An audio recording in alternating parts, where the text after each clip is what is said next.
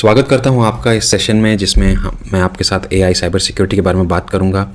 हम लोग एआई के अटैक सरफेस के बारे में बात करेंगे। Attack surface specifically large language models का, क्योंकि लार्ज लैंग्वेज मॉडल्स ज़्यादातर इम्प्लीमेंटेशन में पाए जाते हैं, ज़्यादा यूज़ केसेस में पाए जाते हैं और इनका डिज़ाइन जैसे है ऑपरेट होने का, इसकी वजह से इनके साइबर सिक्योरिटी रिस्क्स भी बढ़ते जा रहे हैं। तो इस वीडियो में हम लोग इसके अटैक सरफेस को देखेंगे कि लार्ज लैंग्वेज मॉडल का जो एआई है इसके अटैक सरफेस कैसे होते हैं और कैसे इसका अटैक सरफेस एक ट्रेडिशनल आईटी सिस्टम से अलग होता है। अभी आगे बढ़ने से पहले थोड़ा सा जान लेते हैं कि लार्ज लैंग्वेज मॉडल्स जो हैं वो एआई के इकोसिस्टम में कहाँ पर फिट होते हैं। तो एआई के इकोसिस्टम में अलग अलग मॉडल्स होते हैं, एआई मॉडल्स, राइट, जो अलग अलग पर्पस सर्व करते हैं। जैसे कि कंप्यूटर विजन मॉडल हो गया जो इमेजेस को एनालाइज करने में यूज़ होता है। स्पीच मॉडल्स हो गए एआई में जो ऑडियो को प्रोसेस करते हैं, या फिर रिकमेंडेशन सिस्टम्स हो गए मशीन लर्निंग के कुछ एआई मॉडल्स जो यूज़र के बिहेवियर को प्रेडिक्ट करेंगे और रेकमेंड करेंगे कुछ चीज़ों को। वैसे ही एलएलएम जो हैं ये भी एआई इकोसिस्टम का एक बहुत अहम पार्ट हैं और ये कम्प्लीटली स्टैंड अपार्ट करते हैं इन बाकी के एआई मॉडल्स से, बिकॉज इनका डिज़ाइन और इनका यूज़ केस है to process human like text dynamically. जैसे कि ह्यूमन्स एक दूसरे से बात करते हैं और इंटरैक्ट करते हैं रियल टाइम में, वैसे ही इन एआई मॉडल्स को बनाया गया है, डिज़ाइन किया गया है। तो इसलिए इनके जो पब्लिक फेसिंग कंपोनेंट्स होंगे, इनके जो कंपोनेंट्स होंगे, इनमें जो अटैक वेक्टर्स होंगे वो बहुत ज़्यादा होंगे कंपेयर टू ये सारे मॉडल्स। तो इन्हीं सबको हम देखेंगे इस वीडियो में। अब मैंने आपको सिंप्लीफाई करने के लिए इस वीडियो को मैंने 2 सेक्शंस में डिवाइड किया है। पहला सेक्शन में हम समझेंगे कि अटैक सरफेस नाम का ये जो कॉन्सेप्ट है साइबर सिक्योरिटी में ये होता क्या है, क्योंकि मेरे videos beginner level cyber security professionals के लिए भी होते हैं और एस्पायरिंग साइबर सिक्योरिटी प्रोफेशनल्स के लिए भी होते हैं। तो इसीलिए मैं अटैक सरफेस इस टर्म को बहुत ही बेसिक कुछ एग्जांपल्स के साथ आपको एक्सप्लेन करना चाहूँगा कि अटैक सरफेस नाम का ये जो टर्मिनोलॉजी है ये साइबर सिक्योरिटी में इसका मीनिंग क्या है। हम लोग इसको मीनिंग को और इसके कॉन्सेप्ट को समझेंगे 2 एग्जांपल्स के साथ, लैपटॉप और वेब सर्वर के साथ, कि एक लैपटॉप का अटैक सरफेस और एक वेब सर्वर का अटैक सरफेस क्या होता है, दोनों एक दूसरे से कैसे अलग होते हैं। तो और उसके बाद फिर हम लोग सेक्शन 2 में जंप करेंगे एआई सिस्टम के अटैक सरफेस को समझने के लिए, और जिसमें हम पहले एआई के कुछ कंपोनेंट्स को देखेंगे कि एआई के सिस्टम में क्या क्या कंपोनेंट्स होते हैं जो एआई सिस्टम को बनाते हैं, और फिर उसके बाद हम उसके अटैक सरफेस को समझेंगे, उसके अटैक वेक्टर्स को देखेंगे। तो इस वीडियो के अंत तक आपको एक सॉलिड ग्रास्प मिल जाएगी, आपको समझ में आ जाएगा कि अटैक सरफेस का कॉन्सेप्ट क्या है और लार्ज लैंग्वेज मॉडल्स जो हैं उनका अटैक सरफेस एक ट्रेडिशनल आईटी सिस्टम से कैसे अलग है, ये भी आपको समझ में आ जाएगा। तो इसी के साथ फिर शुरुआत करते हैं सेक्शन 1 की, जिसमें फिर हम अटैक सरफेस के कॉन्सेप्ट को ब्रेक डाउन करते हैं कुछ रियल वर्ल्ड एग्जाम्पल्स के साथ। तो अब इस स्लाइड पर मैं आपके साथ डिस्कस कर रहा हूँ कि अटैक सरफेस क्या होता है। तो मान लीजिए एक सिस्टम है जिसके ये कंपोनेंट्स हैं, मान लीजिए कुछ इंटरनल एप्लीकेशन है एक कंपनी का। अब एक वेब एप्लीकेशन में ये सारे कंपोनेंट्स होते हैं, right, web service, API, user interface, application, database, ये सारे कंपोनेंट्स होते हैं एक वेब एप्लीकेशन सिस्टम के। और अब मान लीजिए एक दूसरा वेब एप्लीकेशन सिस्टम है कंपनी का जो कि एक्सटर्नल फेसिंग है, जो एक्सटर्नल्स के लिए है या क्लाइंट्स के लिए है या कस्टमर्स के लिए है। अब इन दोनों सिस्टम्स में, ये लेफ़्ट में और राइट वाले सिस्टम में, दोनों में कंपोनेंट्स का फ़र्क नहीं है, दोनों में सेम कंपोनेंट्स हैं, दोनों ही वेब एप्लीकेशन हैं, लेकिन दोनों का पर्पस और यूज़ केस अलग है। ये लेफ़्ट वाला जो सिस्टम मैं बता रहा हूँ ये सिर्फ इंटरनल यूज़ के लिए है, जिसको एम्प्लॉयज़ ऑफिस से एक्सेस कर सकते हैं, या फिर अगर घर पर हैं तो उनको वीपीएन कनेक्ट करना पड़ेगा इसको एक्सेस करने के लिए। ओवर द पब्लिक इंटरनेट ये एक्सेसिबल नहीं होगा। तो इसका अटैक सरफेस बहुत ही कम हो जाता है। क्यों? क्योंकि अगर आप ये राइट वाले सिस्टम को देखोगे तो इसमें कुछ एक्सटर्नल फेसिंग कंपोनेंट्स हैं जो कि इस सिस्टम में नहीं हैं। तो क्योंकि इसके सारे कंपोनेंट्स जो हैं वो इंटरनली एक्सेसिबल ही हैं, तो इसीलिए इसका अटैक सरफेस बहुत कम हो जाता है। एक सिस्टम का अटैक, जितने ज़्यादा एक सिस्टम में एक्सटर्नल फेसिंग कंपोनेंट्स होंगे उतने ज़्यादा एंट्री डोर्स क्रिएट होंगे अटैकर्स को अंदर आने के। तो एक सिस्टम में जितने कम पब्लिकली फेसिंग कंपोनेंट्स होंगे उतना ही वो सिस्टम कम रिस्क पे होगा, और एक सिस्टम में जितने ज़्यादा पब्लिक फेसिंग कंपोनेंट्स होंगे उसका अटैक सरफेस उतना ही ज़्यादा होगा। पब्लिक फेसिंग कंपोनेंट से मैं क्या बात कर रहा हूँ, यानी कि ऐसी पब्लिक फेसिंग कोई भी वेबसाइट ले लीजिए, जैसे कि फेसबुक हो गया, इंस्टाग्राम हो गया, ये पब्लिक फेसिंग वेबसाइट्स हैं, राइट। तो उनके कुछ कुछ कंपोनेंट्स जैसे कि web service, user interface, user login page, ये सारे एक्सपोज्ड हैं टू द इंटरनेट। तो वो एक पब्लिक फेसिंग एप्लीकेशन है। तो उनका अटैक सरफेस एक इंटरनल एप्लीकेशन के मुकाबले, एक इंटरनल सिस्टम के मुकाबले बहुत बड़ा होगा। तो अटैक सरफेस में जो भी पब्लिक फेसिंग कंपोनेंट्स हैं वो एक अटैक सरफेस को बड़ा या छोटा बनाते हैं। अब इसी के साथ आगे बढ़ते हैं और जानते हैं कि एक लैपटॉप का अटैक सरफेस और एक वेब सर्वर का अटैक सरफेस एक दूसरे से कैसे अलग होता है। अब एक लैपटॉप का अटैक सरफेस एक वेब सर्वर के अटैक सरफेस के मुकाबले काफ़ी छोटा होगा। क्यों? क्योंकि एक लैपटॉप में कोई भी ऐसे डायरेक्ट पब्लिक फेसिंग कंपोनेंट्स नहीं होते यूजुअली। लैपटॉप का भी अटैक सरफेस बाय डिफ़ॉल्ट होता ही है, कोई भी आईटी सिस्टम होगा उसका अटैक सरफेस तो बाय डिफ़ॉल्ट बाय डिज़ाइन होगा ही, लेकिन बड़ा या छोटा होगा ये उसके कंपोनेंट्स पर डिसाइड करता है कि उसके सिस्टम में कौन से ऐसे कंपोनेंट्स हैं जो एक्सटर्नल फेसिंग हैं, पब्लिक फेसिंग है या फिर इंटरनल फेसिंग है। वैसे ही वेब सर्वर का अटैक सरफेस बड़ा होगा बिकॉज वेब सर्वर के कंपोनेंट्स भी ज़्यादा होंगे और वेब सर्वर में ऐसे कंपोनेंट्स होंगे जो पब्लिकली एक्सपोज्ड होंगे। अब इनको हम थोड़ा और डिटेल में आगे जाके समझेंगे, थोड़ा इनके अटैक वेक्टर्स के बारे में बात करके। वैसे ही लार्ज लैंग्वेज मॉडल का जो अटैक सरफेस है वो बहुत ज़्यादा हो जाता है बिकॉज लार्ज लैंग्वेज मॉडल में बहुत सारे अटैक सरफेसेस जो हैं, बहुत सारे ऐसे कंपोनेंट्स होते हैं जो पब्लिकली एक्सपोज्ड होते हैं। और मतलब बहुत सारे, because large language models by design human like interactions के जैसे बने हुए हैं, जिसको हम विस्तार में समझेंगे। तो अभी इस पर आप चिंता मत कीजिए, इसको हम काफ़ी विस्तार में डिस्कस करेंगे सेक्शन 2 में।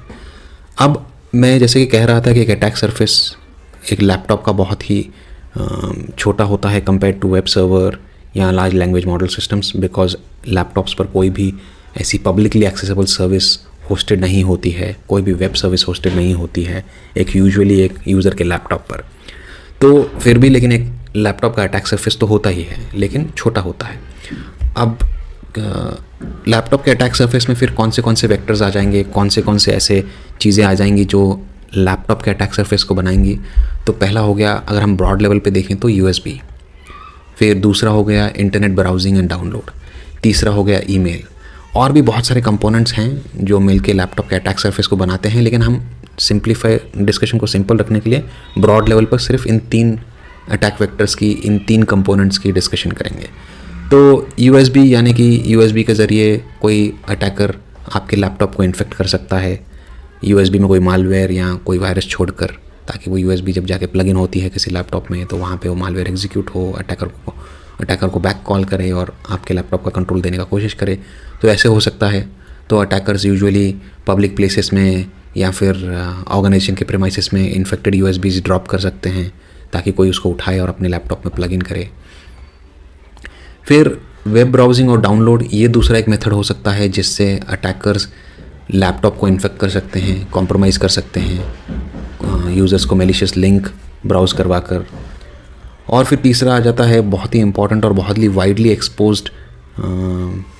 एक्सप्लॉइटेड अटैक वेक्टर, जो कि है आपका ईमेल बहुत ज़्यादा अटैकर्स द्वारा यूज़ होता है बिजनेसेस को कॉम्प्रोमाइज़ करने के लिए। तो आपको फिशिंग ईमेल भेजा जाएगा जिसमें कोई लिंक होगा, यूज़र को विजिट कराने की कोशिश की जाएगी। तो ये सारे कंपोनेंट्स मिलके जो हैं ये बनाते हैं लैपटॉप के अटैक सरफेस को।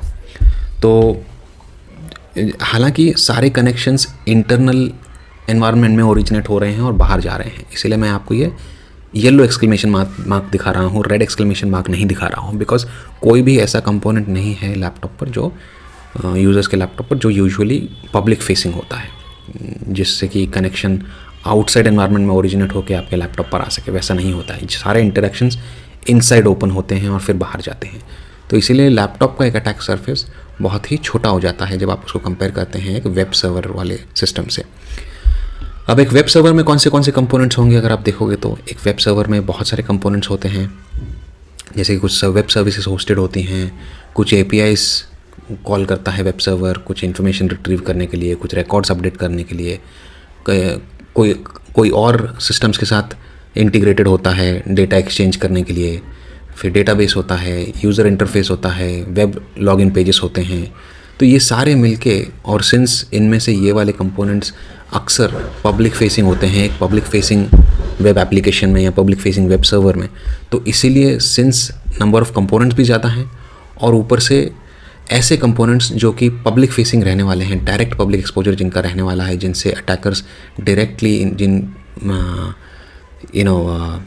जिन कंपोनेंट्स को यूज़ करके आपके नेटवर्क में आपके सर्वर को कॉम्प्रोमाइज़ कर सकते हैं, एंट्री ले सकते हैं, सिंस इनकी पॉसिबिलिटी बहुत बढ़ जाती है। इसीलिए एक वेब सर्वर का अटैक सरफेस एक नॉर्मल कॉर्पोरेट लैपटॉप के मुकाबले बहुत ज़्यादा होता है, बिकॉज इसमें public facing, direct public facing components बहुत ज़्यादा होते हैं। तो इसलिए लैपटॉप का अटैक सरफेस आप बोलोगे कि एक वेब सर्वर के अटैक सरफेस के मुकाबले बहुत कम है। अब वैसे ही लार्ज लैंग्वेज मॉडल्स का अटैक सरफेस बहुत ज़्यादा होता है, बिकॉज उसमें पब्लिक फेसिंग कंपोनेंट्स बहुत ज़्यादा होते हैं। तो अब इसी के साथ हम फिर इस सेक्शन 1 को एंड करते हैं इस अंडरस्टैंडिंग के साथ, और अब सेक्शन 2 स्टार्ट करते हैं, जिसमें हम डिस्कस करेंगे कि लार्ज लैंग्वेज मॉडल्स का अटैक सरफेस कैसे दिखता है। अब डायरेक्टली लार्ज लैंग्वेज के मॉडल अटैक सरफेस को डिस्कस करने के बजाय हम थोड़ा सा पहले उसके हाई लेवल आर्किटेक्चर को समझते हैं। पहले ये समझते हैं कि एक LLM सिस्टम में उसके कौन से ऐसे कंपोनेंट्स होते हैं जो मिलकर एक LLM सिस्टम को चलाते हैं। तो अनलाइक ट्रेडिशनल वेब सर्वर, जिसमें आपने देखा कि कुछ 5 से 6 कंपोनेंट्स थे जो मिलकर एक वेब सर्वर को चलाने में, वेब सर्वर के सिस्टम को चलाने में ज़िम्मेदार होते हैं, वैसे ही एक LLM सिस्टम को अगर आप देखने जाओगे तो एक LLM सिस्टम उसके मुकाबले, एक ट्रेडिशनल IT सिस्टम के मुकाबले बहुत ही बड़ा होता है। उसमें बहुत सारे कंपोनेंट्स होते हैं।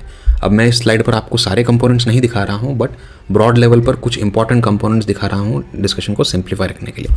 इसके अलावा भी बहुत सारे और कंपोनेंट्स हो सकते हैं जो LLM सिस्टम को चलाते हैं, but on a general level, broad level, ये सारे कंपोनेंट्स हैं जो कि पॉसिबल अटैक वेक्टर्स बन सकते हैं। अटैक वेक्टर्स शब्द का मतलब है कि जो पॉसिबल एक पाथ क्रिएट कर सकते हैं अटैकर को अंदर आने का आपके सिस्टम पे और उसको कॉम्प्रोमाइज़ करने का। तो कुछ कंपोनेंट्स को डिस्कस करते हैं 1 by 1, ताकि आपको एक अंडरस्टैंडिंग मिले कि LLM सिस्टम चलता कैसे है। तो पहला होता है प्रॉम्प्ट। प्रॉम्प्ट नाम का कंपोनेंट, तो जो भी यूज़र इनपुट देता है LLM सिस्टम को, वो एक प्रॉम्प्ट होता है, वो एक प्रॉम्प्ट के ज़रिए देता है। तो मान लीजिए अगर आप ChatGPT यूज़ करते हैं, तो ChatGPT के एप्लीकेशन में आप जो भी टाइप करके सेंड करते हो अपने मोबाइल एप्लीकेशन में, तो आपने जो कुछ भी टाइप किया है और सेंड, आपने एक प्रॉम्प्ट टाइप किया है और आपने सेंड किया है, तो आपने एक प्रॉम्प्ट भेजा है AI मॉडल को। अब तो प्रॉम्प्ट वो एक इम्पॉर्टेंट कंपोनेंट होता है। अब इसको मैं क्यों एक इम्पॉर्टेंट कंपोनेंट बोल रहा हूँ, बिकॉज अनलाइक एक वेबसाइट, ये प्रॉम्प्ट यहाँ पर जो है ये डायरेक्ट यूज़र इनपुट ले रहा है, डायरेक्ट इस अनस्ट्रक्चर्ड डेटा को लेके जाएगा AI मॉडल के पास और डायरेक्टली AI मॉडल को फीड करेगा। तो AI मॉडल को डायरेक्टली इस अनस्ट्रक्चर्ड डेटा को प्रोसेस करना है और रिस्पॉन्स जनरेट करना है। तो इसलिए प्रॉम्प्ट इंजेक्शन के जो अटैक्स हैं वो बहुत ज़्यादा बढ़ जाते हैं और प्रॉम्प्ट इंजेक्शन अटैक्स के रिस्क्स बहुत ज़्यादा इंक्रीज़ हो जाते हैं, बिकॉज प्रॉम्प्ट में यूज़र कुछ भी प्रॉम्प्ट कर सकता है, राइट, एक सिस्टम को, और अलग अलग प्रॉम्प्ट्स को मैनिपुलेट करके अलग अलग सिस्टम को मैनिपुलेट करवा सकता है, सेंसिटिव डेटा एक्सपोज करा सकता है, जो कि हम अगले स्लाइड पर डिटेल में देखेंगे। अब रिस्पॉन्स जो है, ये नाम का जो कंपोनेंट है, ये इन कंजंक्शन इसके साथ काम करता है, ये दोनों साथ में काम करते हैं। तो ये जो डिप्लॉयड AI मॉडल नाम का जो कंपोनेंट है, ये बहुत ही इंपॉर्टेंट है। ये आपका एक्चुअल AI मॉडल है, राइट, जो भी आपने डिप्लॉय किया है। मान लीजिए अगर आपने अपने एंटरप्राइज एनवायरनमेंट में ChatGPT का मॉडल डिप्लॉय किया हुआ है अपने बिजनेस को चलाने के लिए, या आपने लामा डिप्लॉय किया हुआ है, या लामडा गूगल का डिप्लॉय किया हुआ है। अब इस AI मॉडल को रिस्पॉन्स को, प्रॉम्प्ट को प्रोसेस करने में और रिस्पॉन्स जनरेट करने में LLM प्रोसेसिंग यूनिट की हेल्प लगती है। तो जो भी प्रॉम्प्ट आते हैं AI मॉडल के पास, वो LLM प्रोसेसिंग यूनिट में आते हैं। LLM processing unit AI model के साथ काम करता है, उसका इंटेलिजेंस, उसके रूल्स यूज़ करता है, उस प्रॉम्प्ट को प्रोसेस करता है, एक रिस्पॉन्स जनरेट करता है और एक यूज़र को भेजता है। अब LLM प्रोसेसिंग यूनिट में मैं आपको ये 3 कंपोनेंट्स और दिखा रहा हूँ, agent, serverless function, API calls. इनका क्या मतलब है?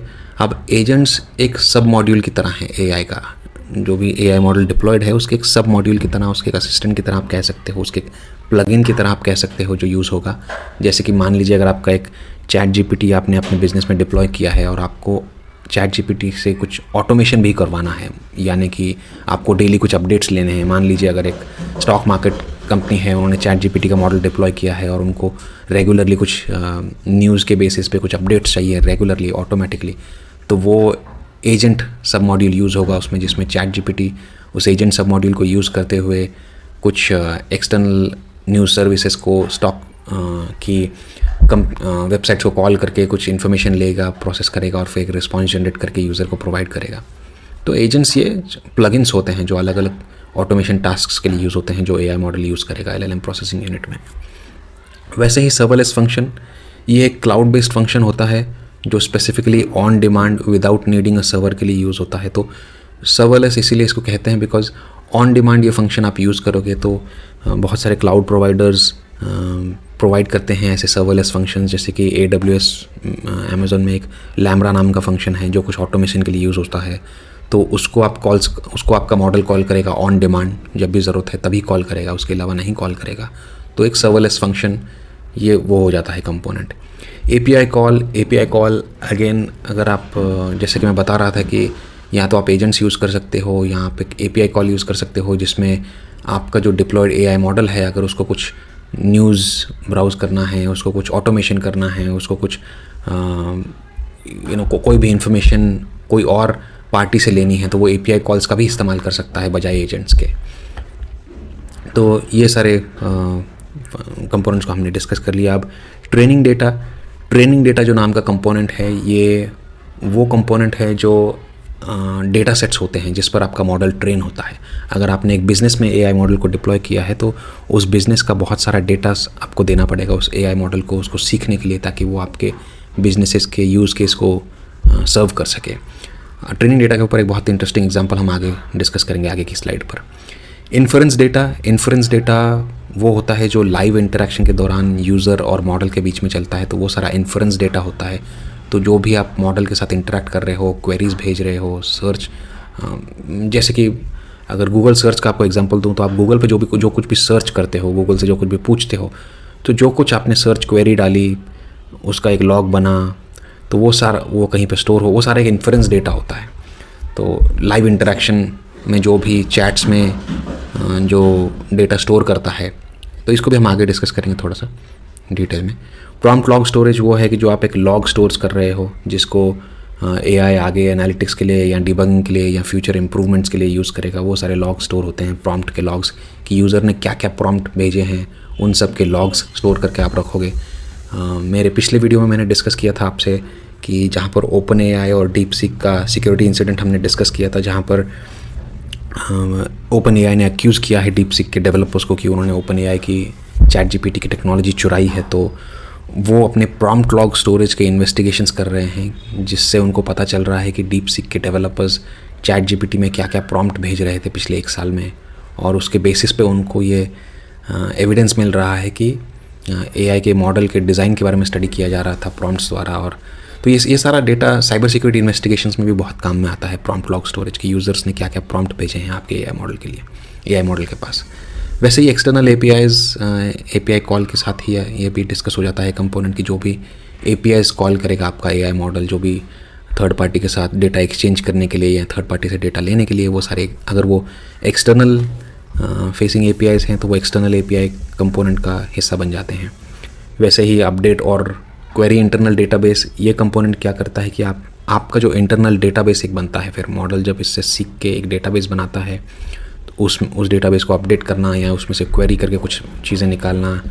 तो एक यूज़ केस अगर बताऊं तो मान लीजिए कोई बिज़नेस ने ChatGPT मॉडल डिप्लॉय किया है, तो अब उस AI मॉडल के साथ उसका कंपनी के जो भी कस्टमर्स बात करते हैं वो एक डेटाबेस में स्टोर होते हैं, और मे बी कुछ चैट हिस्ट्रीज रिट्रीव करनी है, कुछ अपडेट करना है, तो ये सारा इंटरनल डेटाबेस में जाता है। तो इन शॉर्ट इस स्लाइड में मैं आपको ये बता रहा हूँ कि LLM सिस्टम जो है वो, मतलब आपका जो AI मॉडल है वो कुछ आइसोलेशन में काम नहीं करता है।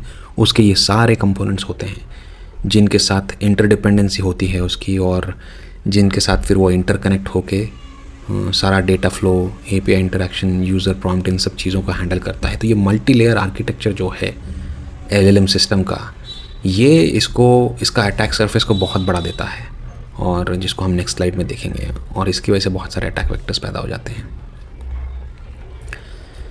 तो फाइनली अब हम अपनी स्लाइड पर आ गए हैं जिसके लिए हमने ये वीडियो शुरू किया था, to understand the attack surface for LLMs in production. आपने अगर एक लार्ज लैंग्वेज मॉडल प्रोडक्शन में डिप्लॉय किया है तो उस लार्ज लैंग्वेज मॉडल में क्या क्या रिस्क्स हो सकते हैं, क्या क्या अटैक वेक्टर्स होंगे।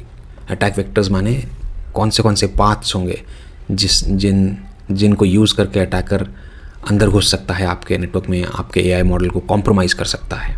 जहाँ पर भी मैं रेड बता रहा हूँ, रेड एक्सक्लेमेशन, ये सारे वो उन सिक्योरिटी इंसिडेंट्स के बेसिस पे हैं जो मैंने स्टडी किए हैं और जिनको यूज़ करके मुझे पता चलता है कि अटैकर्स ऐसे ऐसे अंदर आ सकता है और AI मॉडल को कॉम्प्रोमाइज़ कर सकता है। तो इसीलिए ये सारे रेड एक्सक्लेमेशन मैं जहाँ पर भी लगा रहा हूँ, मेरे हिसाब से ये सारे अटैक वेक्टर्स बन जाते हैं। तो पहला डिस्कस करते हैं प्रॉम्प्ट। जैसे कि मैं पिछले स्लाइड पर आपको बता रहा था कि यूज़र्स जो कुछ भी प्रॉम्प्ट देता है AI मॉडल को, ये एक प्रॉम्प्ट इंजेक्शन अटैक का बहुत बड़ा रिस्क बन जाता है। तो प्रॉम्प्ट इंजेक्शन अटैक्स के रिस्क बहुत बढ़ जाते हैं बिकॉज एक AI मॉडल का यूज़ केस जो है, उसका जो डिज़ाइन है वो ह्यूमंस की तरह इंटरेक्ट करना है ह्यूमंस के साथ और वैसे रिस्पॉन्सेज जनरेट करना है। तो इसीलिए उसको जैसा डेटा आया है वैसा डेटा लेके उसको प्रोसेस करना पड़ेगा उस अनस्ट्रक्चर्ड डेटा को, और उसके बाद एक रिस्पॉन्स जनरेट करना पड़ेगा अकॉर्डिंगली, जो भी स्टैटिस्टिकल मॉडल पीछे लगा हुआ है उसके बेसिस पे। तो इसका अगर आपको प्रॉम्प्ट इंजेक्शन अटैक का एक आपके साथ मैं फेमस एग्जांपल अगर डिस्कस करूं तो शेवरोले का एक लास्ट ईयर का एक सिक्योरिटी इंसिडेंट है जिसमें रिसर्चर्स ने शेवरोले की एक डीलरशिप थी, उनके AI मॉडल को कॉम्प्रोमाइज़ किया प्रॉम्प्ट इंजेक्शन अटैक द्वारा। उन्होंने अपने प्रॉम्प्ट में AI को फूल किया एक बहुत ही महंगी शेवरोले की SUV कार को सिर्फ $1 में देने के लिए। ऑफकोर्स ये डील नहीं हुई और ये AI मॉडल कोई ऑथराइज्ड लीगल एंटिटी नहीं था, जो कोई मतलब फाइनेंशियल नुकसान पहुंचा सके कंपनी को। बट इस हादसे के बाद अगर आप देखोगे, आप वीडियो पॉज करके स्क्रीनशॉट को देख सकते हो कि यहाँ पर कैसे प्रॉम्प्ट इंजेक्शन में ये मैनिपुलेट किया गया AI मॉडल को ये $1 की डील एग्री करने के लिए। इसका फाइनेंशियल इम्पैक्ट तो नहीं हुआ, यानी कि $1 में SUV नहीं देनी पड़ी शेवरोले को, बट इस अटैक के बाद तुरंत इस AI चैटबॉट को हटा दिया गया टू प्रिवेंट फर्दर अटैक्स। और ऑब्वियसली फिर कस्टमर सर्विस हिट हो गई और रेपुटेशन डैमेज भी हुआ। और अगर सिक्योरिटी रिसर्चर्स ये चीज़ नहीं हाईलाइट करते तो हो सकता है कि कुछ फाइनेंशियल इम्पैक्ट्स भी हो सकते थे आगे जा कर के, बिकॉज जैसे जैसे आप कॉन्फिडेंट हो जाओगे अपने AI मॉडल के लिए तो आप उसको ज़्यादा से ज़्यादा डिसीजन मेकिंग पावर दोगे, तो हो सकता है आप उसको डील मेकिंग पावर भी दे दो फ्यूचर में।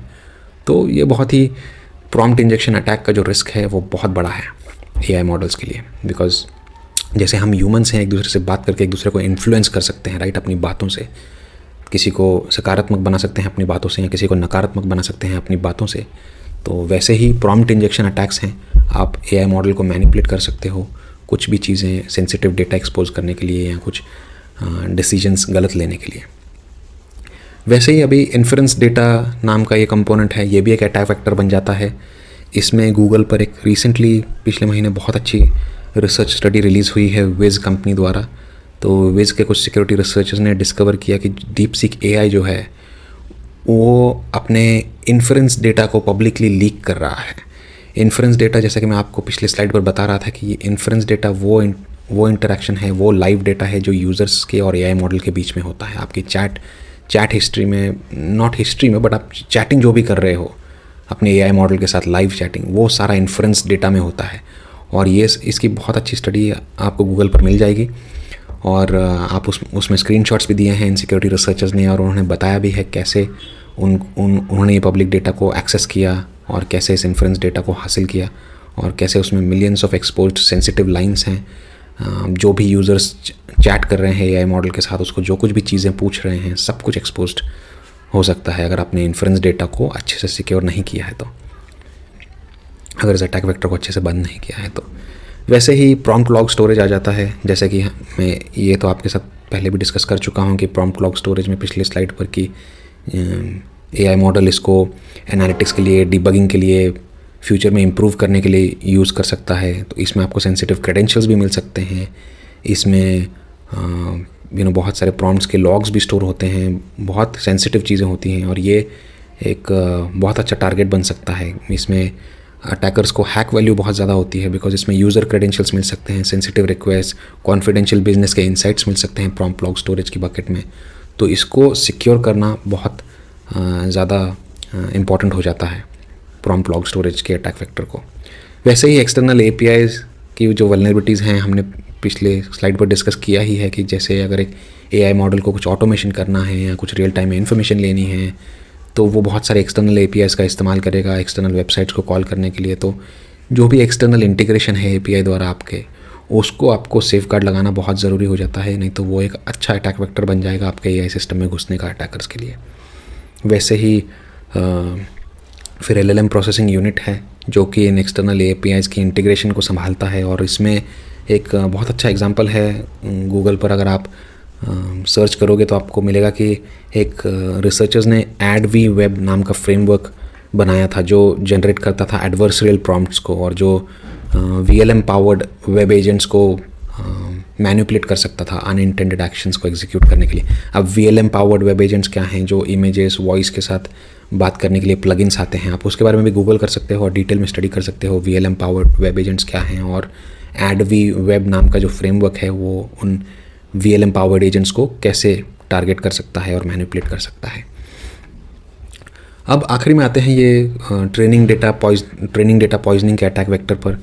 ये बहुत ही इसका अगर मैं एक फेमस एग्जांपल आपको दूं तो जब AI जस्ट शुरू हो रहा था 2016 में, तो माइक्रोसॉफ्ट ने टे नाम का एक चैटबॉट इंट्रोड्यूस किया था ट्विटर पर, और इस चैटबॉट को इंट्रोड्यूस किया गया था लोगों से रियल टाइम में बात करने के लिए, और ये रियल टाइम कॉन्वर्सेशंस में लोगों से सीखने वाला था। तो इस AI चैटबॉट का जो टे नाम के जो इस AI चैटबॉट का जो ट्रेनिंग होने वाला था वो यूज़र्स के साथ, ट्विटर के यूज़र्स के साथ इंटरेक्ट करके होने वाला था। जैसे ही माइक्रोसॉफ्ट ने इसको रिलीज़ किया, जैसे ही माइक्रोसॉफ्ट ने अपने वेबसाइट पर यह अनाउंस किया कि माइक्रोसॉफ्ट टे हमारा चैटबॉट है, ये आपसे इंटरेक्ट करके और स्मार्ट बन सकता है, तो यूज़र्स ने इसके साथ, ट्विटर के यूज़र्स ने इसके साथ इंटरेक्ट करना शुरू किया। उसके बाद कुछ मलिशियस यूज़र्स भी आ गए, उन्होंने टे के ट्रेनिंग डेटा को पॉइजन करना शुरू कर दिया, उसको कुछ हेटफुल कंटेंट देना शुरू कर दिया। उसके बाद यहाँ पर आप देख सकते हो कुछ ट्वीट्स दिखा रहा हूँ मैं, जैसे कि टे यहाँ पर हिटलर को अच्छा बता रहा है, और काफ़ी सारे फिर ऐसे ट्वीट्स करने लग गया जो ऑफेंसिव थे, रेसिस्ट थे, और ये कम्प्लीटली इससे शॉक हो गए माइक्रोसॉफ्ट के डेवलपर्स भी जिन्होंने टे के चैटबॉट को बनाया था। तो यहाँ पर ये पहला इंसिडेंट था जिसमें देखने को मिला कि ट्रेनिंग डेटा पॉइजनिंग अटैक कैसे होता है, और तो ये one of the first security incidents बन गया ट्रेनिंग डेटा पॉइजनिंग अटैक का, कि अगर आपका AI model by design users से इंटरैक्ट करके सीखने वाला है ओवर द वेब, तो आपको फिर बहुत कुछ सेफगार्ड्स लगाने ज़रूरी हो जाएंगे, जैसे कि कंटेंट मॉडरेशन। आपको ऐसे कुछ लिस्ट बनानी पड़ेगी कि ऐसे वर्ड्स को आपका AI चैटबॉट ना सीख सके। जैसे कि एक मान लीजिए एक छोटे बच्चे को होता है, राइट, हम एक छोटे बच्चे को जब उसकी परवरिश करते हैं तो हम मेक श्योर करते हैं कि छोटे बच्चे को गाली ना सिखाई जाए, रेसिज्म ना सिखाया जाए, वैसे वर्ड्स ना दिए जाएं जो उसके वोकैबुलरी में बैठ जाएं। तो वैसे ही आपको एक AI चैटबॉट को भी आपको ये सेफगार्ड फिल्टर्स लगाने पड़ेंगे कंटेंट मॉडरेशन के। आपको रीइंफोर्समेंट लर्निंग रखनी पड़ेगी, जहाँ पर आपके चैटबॉट ने अगर कुछ सीखा तो वो बोलने से पहले एक ह्यूमन ओवरसाइट, एक ह्यूमन सुपरविजन हो। आप AI मॉडल्स को ब्लाइंडली यूज़र के इनपुट पर नहीं छोड़ सकते कि जो भी यूज़र इनपुट दे रहा है उससे उसकी ट्रेनिंग हो जाए। तो ये सेफगार्ड्स लगाने बहुत ज़रूरी हो जाता है, वरना फिर ये जैसा डिज़ास्टर हुआ था वैसा हो सकता है। तो फिर थिंग्स रैप अप करने के लिए ये मैसेज के साथ मैं आपको छोड़ता हूँ कि जितना ज़्यादा बड़ा आपका सिस्टम होगा, जितना बड़ा आपका अटैक सरफेस होगा, उतनी अपॉर्चुनिटीज़ अटैकर्स के लिए बढ़ेंगी उनको एक्सप्लॉइट करने की, और जितना छोटा आपका सिस्टम होगा उतना वो हार्डर टू फाइंड होगा और उतना वो लेस वल्नरेबल होगा। अब LLMs का यूज़ केस, उनका इतना बड़ा अटैक सरफेस इसीलिए होता है बिकॉज उनका मल्टी लेयर्ड आर्किटेक्चर होता है, बहुत सारे कंपोनेंट्स एक्सटर्नली लिंक्ड होते हैं, और एक एक LLM लार्ज लैंग्वेज मॉडल जो है वो बहुत ज़्यादा इंटरेक्ट करता है पब्लिक सर्विसेज के, पब्लिक APIs से, अलग अलग सर्विसेज से, अलग अलग वेबसाइट से। सो इसीलिए आपको बहुत ज़्यादा अच्छे से एक असेसमेंट कंडक्ट करनी चाहिए जो भी आप लार्ज लैंग्वेज मॉडल डिप्लॉय कर रहे हो अपने ऑर्गेनाइजेशन में, देखने के लिए कि कौन से कंपोनेंट्स पब्लिकली एक्सपोज्ड होने वाले हैं और कौन से कंपोनेंट्स पब्लिकली एक्सपोज नहीं होने चाहिए। इन सब की आपको एक लिस्ट बनानी चाहिए। जो कंपोनेंट्स पब्लिकली एक्सपोज होने चाहिए उन पर आपने नेसेसरी सेफगार्ड्स लगाए हैं या नहीं लगाए हैं वो आपको देखना चाहिए। और हो सके तो जितना आपको लीन रख सकते हैं आप अपने पब्लिक एक्सपोजर को, उतना लीन, उतना छोटा रखना चाहिए। तो उसी के साथ मैं कंक्लूड करता हूँ इस वीडियो को। और अगर आपको ये डिस्कशन अच्छा लगा है तो आप मेरे और भी साइबर सिक्योरिटी के वीडियोस देख सकते हैं मेरी प्लेलिस्ट में। और जितना ज़्यादा आप AI को समझोगे, सिस्टम को, उतना ज़्यादा आप अच्छे से उसको सिक्योर कर सकते हो। Alright then, thanks for watching. आपको मिलता हूँ मैं नेक्स्ट वीडियो में।